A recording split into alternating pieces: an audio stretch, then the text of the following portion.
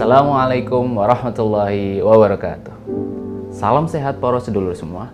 Bagaimana kabarnya hari ini? Semoga dalam keadaan sehat semua ya. Perkenalkan, saya Dr. Muhsin dari The Doctor.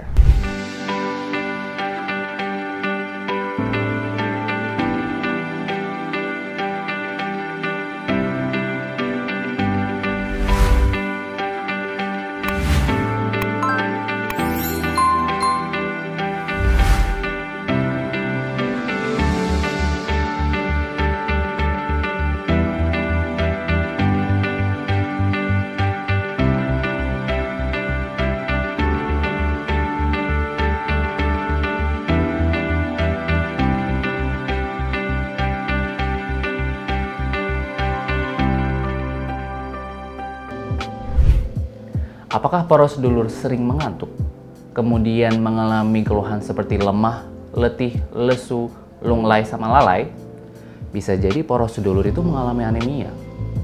Anemia atau kekurangan darah bisa mempengaruhi kualitas hidup seseorang, apalagi jika dibiarkan secara terus-menerus.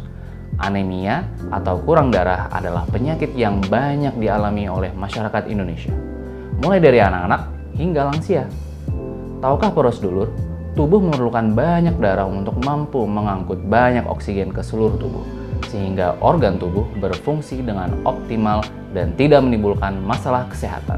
Penyakit anemia adalah keadaan di mana tubuh kita mengalami kekurangan sel darah merah untuk menghantarkan oksigen ke seluruh tubuh.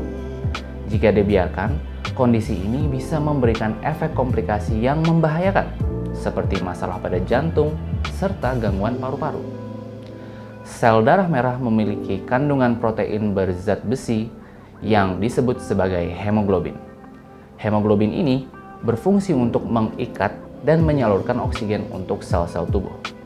Pada saat para sedulur mengalami anemia, jumlah sel darah merah dan hemoglobin berkurang sehingga oksigen tidak tersuplai dengan baik. Normalnya, orang dewasa menderita apabila kadar hemoglobin darahnya di bawah 14 gram per desiliter pada laki-laki dan 12 gram per desiliter untuk wanita.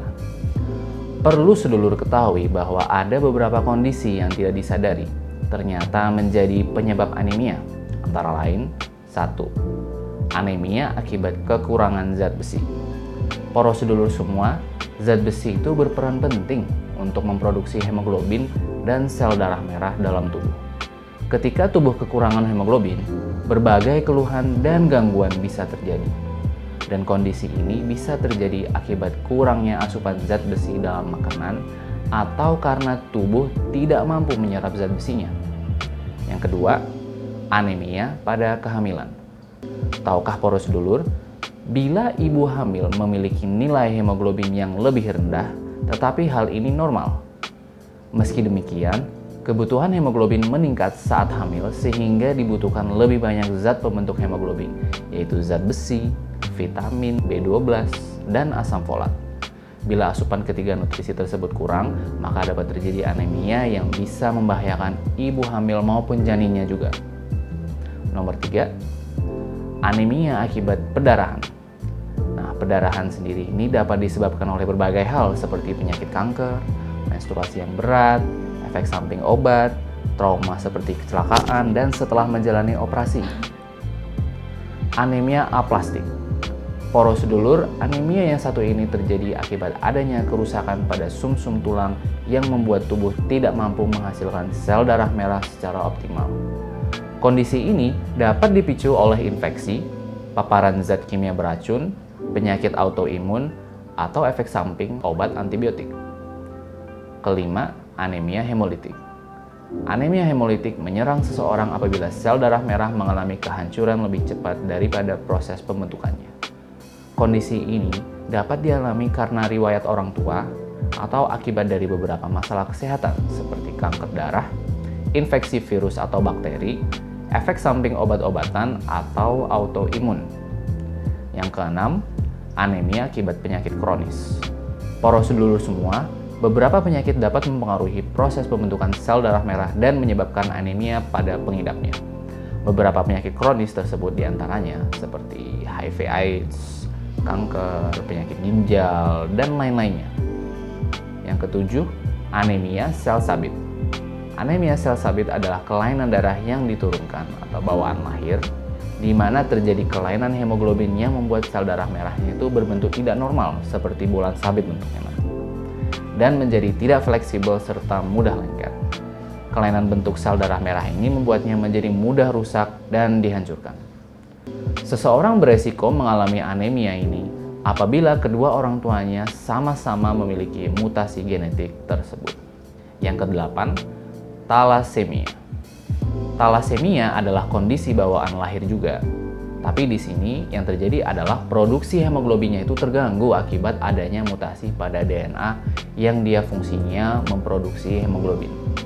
Akibat hemoglobin yang terbentuk tidak normal, maka sel darah merah memiliki usia yang lebih pendek dari normal dan mudah rusak. Talasemia dapat dialami oleh seseorang apabila kedua atau salah satu orang tuanya memiliki kondisi atau riwayat kelainan yang sama. Ada beberapa tanda dan gejala anemia yang harus prosedur ketahui. Gejala tersebut adalah, ingat-ingat ya semuanya, 1. Pusing dan sakit kepala. 2. Lemas dan mudah lelah. 3. Nafas pendek. 4. Nyeri pada dada. 5. Kaki dan tangan dingin. 6. Kulit terlihat pucat. 7. Detak jantung tak teratur. 8. Lebih sering mengantuk. Dan 9. Kukunya menjadi rapuh. Mencegah lebih baik daripada mengobati. Beberapa penyebab anemia tersebut sebenarnya itu bisa dihindari. Poros sedulur bisa menerapkan pola hidup yang sehat, makan makanan yang bergizi, mengkonsumsi makanan atau suplemen yang mengandung kalsium, mengurangi konsumsi makanan ataupun minuman yang berkafein, dan makan buah-buahan kaya vitamin C untuk memastikan kebutuhan vitamin C dalam tubuh terpenuhi agar penyerapan zat besi bisa berjalan maksimal. Lemah, letih, lesu, lunglai, lalai, meski sudah umum, namun ada baiknya poros sedulur tetap waspada dan melakukan pengobatan yang tepat. Anemia yang dibiarkan terus-menerus dapat menyebabkan turunnya daya tahan tubuh dan kebugaran. Selain itu, konsentrasi juga ikut menurun dan akhirnya berdampak pada prestasi atau produktivitas kerja. Poros sedulur, ayo periksakan dan konsultasi ke Rumah Sakit Islam Sultan Agung Semarang. Salam sehat poros sedulur semua. Wassalamualaikum warahmatullahi wabarakatuh.